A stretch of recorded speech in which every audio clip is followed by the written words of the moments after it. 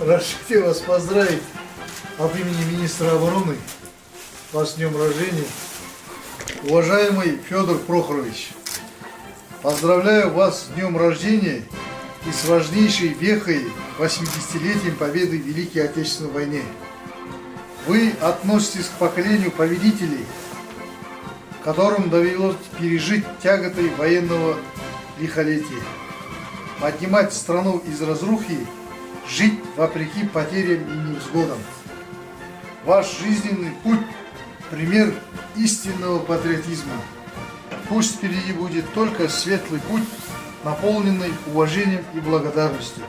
С уважением, министр обороны, генерал-полковник Руслан Жаксов. В этом году планируем очень много мероприятий. Я вас приглашаю на этот военный парад и концерт, посвященный 80-летию Великой Отечественной войны.